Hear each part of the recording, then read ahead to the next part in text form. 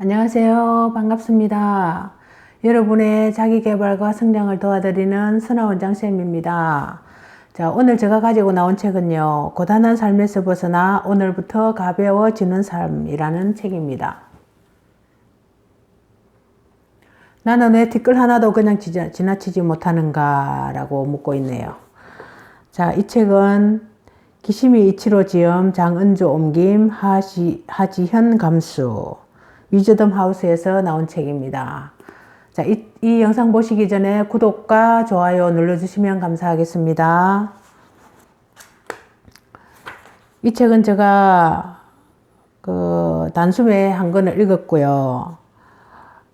몇 시간 안 걸려서 읽었던 것 같습니다. 굉장히 의미 있는 그런 내용들이 많았고, 그런 내용 중에서 제가 필요한 내용들을 조금 발췌해서 읽어드리겠습니다. 자, 앞으로 40년이나 똑같은 생활을 해야 한다는 게 고통스럽다며 자살을 시도한 젊은이가 있었다. 1년 후 일조차 어떻게 될지 예측할 수 없는 요즘 세상에 앞으로 40년이나 지금과 똑같은 생활이 계속될 거라고 생각했다니 나는 그 점이 적잖이 놀랐다. 물론 매일의 일상이 정말로 고통스럽다면 앞으로 어떻게 살아갈지에 대해 고민할 여유조차 없었을 것이다. 하지만 어쩌면 지금의 생활이 만족스럽지 못해 뭔가 불안이 있었던 건 아닐까, 불만이 있었던 건 아닐까. 늘 채워지지 않는 어떤 불만이 있었는데 그 불만과 함께 앞으로도 똑같은 생활을 계속해야 한다는 사실에 막연히 불안해졌던 것인지도 모른다 라고 합니다. 자, 앞으로 인생이 어렴풋하게 남아 보이는 사람도 실제로 인생이 그대로 흘러간다는 보장은 없다. 또 한편으로는 현대사회에서는 고학력의 소위 인류기업에 취업을 했더라도 안심할 수 없다. 경쟁사회에서는 비록 지금 승리를 거머쥐고 있더라도 앞으로 쭉 승리하리라는 법은 없기 때문이다. 한 번의 승리를 거뒀더라도 또다시 승리를 거두기 위한 투쟁이 시작된다라고 합니다. 경쟁자의 출현을 두려워하며 언제 어느 순간 나고자가 될지도 모른다는 생각으로 살아가는 성자는 진정한 의미의 성자라고 할 수 없다. 그렇다면 성자란 어떤 것일까? 애초에 반드시 이겨야만 하는 것일까? 삶을 고통스럽게 느끼는 것에는 다양한 유형이 있다. 앞서 예로 든 장래에 대한 막연한 불안감이나 삶을 고통스럽게 느끼는 사람과 달리 지금 이 순간 아주 절박한 심정으로 삶을 고통스러워하는 사람들도 많다. 그들은 스스로를 상처내고 고통을 느끼는 것으로 삶을 실감할 수밖에 없다라고 합니다. 이런 이들은 끝내 죽음에 대한 강한 염원을 품는다. 사람은 노력하는 한 방황한다 라는 괴테의 말에서 또 다른 고통스러운 삶에 대해 생각해 본다. 이 세상의 불합리한 부정함에 분노를 느끼며 꿈과 이상을 품고 진지하게 살아갈 결심을 한 사람은 처음부터 인생을 체념한 사람과는 달리 방황과 고민이 끊이지 않는다라고 하네요.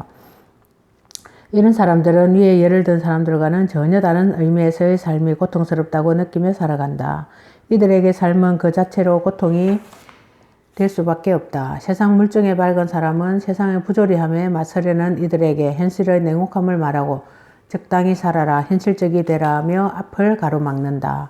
물론 이들은 그런 말에 굴하지 않고 고통스러운 삶을 이겨내며 자신의 이상을 실현시키려고 노력한다. 하지만 이들 중에는 결국 자진하여 현실의 모진 풍파를 겪은 채 예전에 내걸었던 이상을 철회하고 현실 속에 묻혀버리는 이들이 태반이다 라고 합니다.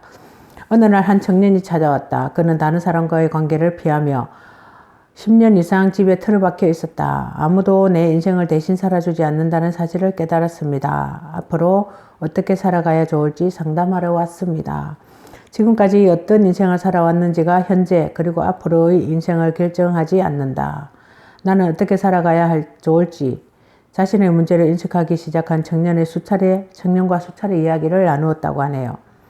물론 어떻게 살아가야 좋을지에 대한 물음은 자동 판매기에서 주소가 나오듯 바로 답할 수는 없습니다. 하지만 인생을 진지하게 살아가고자 한다면 누구나 반드시 마주해야 하고 깊이 생각해 봐야 할 물음이 있습니다. 이 책은 먼저 이토록 고단한 삶의 정체를 목적론의 견지에서 밝히는 것으로 시작하고 고단한 삶의 정체를 파악한 이후에는 어떻게 하면 고단한 삶에서 벗어날 수 있을지를 구체적으로 살펴보고자 한다. 여기서 내가 근거로 삼은 것은 오로지 오스트리아의 정신과 의사 알프레드 아들러가 창시한 개인 심리학 창시자의 이름을 붙여 아들러 심리학이라 일컫는 심리학이다라고 합니다. 자, 아들러는 프로이드의 빈 정신분석학회의 핵심 멤버로 활약했지만 후에 프로이드와 결별하게 된다. 아들러는 방금 언급한 목적론에 서서 과거나 현재가 앞으로의 인생을 결정하지 않는다. 또한 인간을 의식과 무의식 등으로 분할하지 않는다라고 생각했기 때문입니다. 프로이드는 의식과 무의식으로 분할하고 거기에 대해서 굉장히 많은 연구를 했죠. 근데 아들러는 그 핵심 멤버였던 아들러는 조금 달랐던 것 같습니다. 그래서 결별하게 되었다고 하네요. 자, 여기서 학설상 프로이드와 대립하게 된 것이죠. 아들러 심리학은 상식에 대한 안티테제이며 가치관이나 무의식 중에 받아들이는 자명성에도 비판적인 입장을 고수하고 있다. 따라서 그 주장을 이해하고 실천하는 것에 저항하는 사람도 많다. 하지만 우리의 삶이 고단함을 바로 보기 위해서는 아들러의 주장이 가장 유효하다라고 하네요. 이 책이 삶을 고단하게 느끼는 이들에게 고단한 삶에서 벗어나 행복한 삶을 꾸려나가는 수단이 되었으면 합니다. 라고 합니다. 여기서 저는 프로이드와 아들러의 심리학을 공부를 많이 한 사람으로서 유아교육에 굉장한 지대한 공을 세웠던 그런 프로이드이기 때문에 프로이드의 정신분석학을 굉장히 좀 존경하고 존중했던 그런 입장이었습니다. 그런데 여기서 아들러의 입장을 또 한편으로 보니 이 아들러는 그런 어떤 그러니까 의식과 무의식, 그러니까 정신분석학 프로이드의 그런 철학들을 조금 이해하지 못했던 것 같습니다. 서로 결별한 그런 이유가 되었다고 하네요. 그것을 이 책을 통해서 처음 알게 되었습니다. 그러면서 처음에는 출발은 같았지만 그것이 똑같이 결말은 똑같이 나지 않는다는 것을 알게 되었고, 그 다음에 아들러라는 그런 자신만의 어떤 독창적인 생각을 할 수 있다는, 처음에는 같아서 시작했겠지만 점점 연구를 하고 더 깊은 공부를 하면서 그런 것을 알아내고, 그 다음에 프로이드와 결별할 수 있었던 그런 용기를 제가 보게 되어서 참 좋은 책이라고 생각을 하게 되었습니다. 이 책에서 그것을 느끼게 되었네요. 자, 치열한 경쟁 속에서 살아남기 위해 오늘도 참 수고하셨습니다. 바늘구멍 같은 취직 자리를 위해 고군분투하는 취업 준비생부터 성과를 내기 위해 고군분투하는 직장인들, 그리고 집안일에 육아로 엄마들까지 대부분의 사람들이 고단한 인생 보따리를 짊어지고 살아갑니다. 하지만 혹시 우리가 짊어진 짐이 생각보다 가벼울 수 있다는 생각을 해본 적은 없나요? 어쩌면 더 많은 짐을 짊어지지 않으려고 나는 너무 힘들어요 라고 말하면서 방음막을 치는 사람도 있을지 모릅니다. 나도 미처 몰랐던 내 인생의 진짜 무게, 얼마나 무거운 것인지 들여다봅니다 라고 하네요. 자, 아들러의 저서에는 무거운 짐을 지고 그 무게에 짓눌려 몸을 웅크리고 비틀거리는 이미지가 많이 등장합니다. 삶이 고단하다고 느끼는 사람은 마치 이런 이미지처럼 자신이 터무니없이 무거운 짐을 진 채 살아간다고 생각합니다. 하지만 아들러는 그렇더라도 혹은 실제로 비틀거리는 일이 있더라도 앞으로 나아가 춤을 출 수 있다고 말합니다. 굉장한 용기를 주는 그런 말인 것 같습니다. 그래서 제가 이렇게 좀 용기를 드리는 그런 입장에서 읽어드리고 있습니다. 자, 다이어트를 하기로 결심했는데 무의식적으로 눈앞에 음식을 먹어버린 날, 순간적인 감정에 휩쓸려 평소보다 과하게 화를 내어버린 날, 또는 굳게 다짐한 것들이 사소한 방해로 무너져버린 날, 누구나 잠자리에 누워 나도 모르게 그래버렸다고 후회했던 밤이 있을 것입니다. 도대체 어떤 것들이 우리의 행동을 방해하는 걸까요? 우리의 인생을 보다 수월하게 만들어줄 변화는 어떻게 시작되는 걸까요? 인간 행동의 원리를 들여다보면 앞으로의 인생을 결정지을 지혜를 얻을 수 있습니다. 라고 합니다. 자, 여기 아기를 울린 옷 속의 바늘이라는 짤막한 우화가 있어서 제가 한번 읽어드리겠습니다. 자, 아기가 갑자기 울부짖는다. 아무리 얼르고 달래도 한참이 지나도록 울음을 그치지 않는다. 이럴 때 아기가 울음을 그치지 않는 이유를 아기의 성질이나 기호에 찾거나 더 나아가 유전까지 들춰내어 아버지와의 공통점을 찾아본들 무슨 소용일까? 이유를 찾으려 애를 쓰는 동안에도 아기의 울음은 해결될 기미조차 보이지 않는다. 프랑스의 철학자 알랭은 행복론을 통해 이렇게 말했다. 이러한 심리학적 시도는 아기의 옷 속에 숨겨진 바늘을 찾을 때까지 계속된다. 이 바늘이야말로 모든 것의 진짜 원인이다 라고 합니다.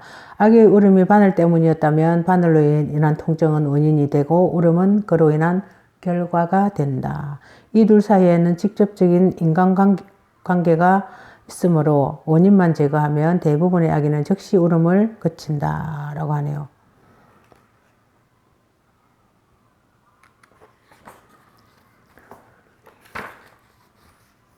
자, 사람의 행동 뒤에 숨겨진 네 가지 원인이라는 거 한번 읽어보겠습니다. 소크라테스 이야기가 나와서 한번 읽어보겠습니다. 소크라테스는 청년에게 해악을 끼친다는 이유로 사형 판결을 받고 형 집행 때까지 감옥에 갇혀 있었다. 당신은 사형 판결을 받고도 해외로 도망치는 일이 드물지 않았던 터라 제자들은 소크라테스에게 탈옥을 권유했다라고 합니다. 하지만 소크라테스는 거절했다고 하네요. 소크라테스는 자신이 왜 감옥에 남아있는지에 대해 힘줄이 신축하는 만큼 다리를 구부릴 수 있으니 이렇게 감옥에서 다리를 그리고 앉아 있는 것이라고 설명했다고 합니다.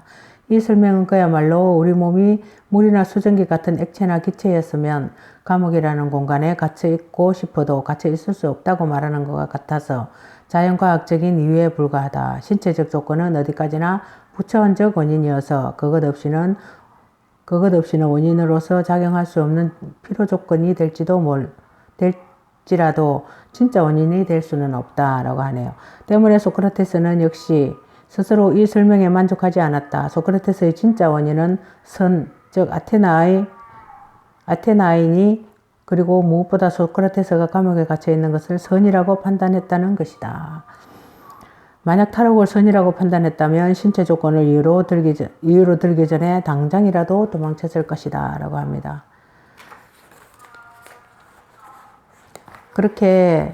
그런 내용들, 그리고 굉장히 남의 눈에서 해방되기 이런 내용들도 있고요. 타인은 나에게 관심을 기울이지 않는다. 남의 눈을 의식할까? 남의 눈 의식하지 않고 살아가는 방법이라든지 상대를 피하기 위한 잘못된 믿음 이런 것도 있습니다. 자, 모든 사람과 사이가 좋을 수는 없다. 이런 내용도 있네요. 나를 좋아하는 사람이 다 100%일 수는 없죠. 그러니까 나를 싫어하는 사람도 어느 정도 포용하고 그 사람과 조금 마찰을 피하면서 살아가는 방법들이 이 책에 나와 있습니다. 과거로부터 자유로워진다. 과거에는 굉장히 잘못된 그런 인생이었을지라도 그 미래를 바라보며 살아갈 수 있는 그런 희망들이 적혀 있는 그런 책이었습니다. 지금까지 오늘부터 가벼워지는 삶 책 리뷰를 마치겠습니다. 지금까지 함께 해주신 여러분 감사합니다.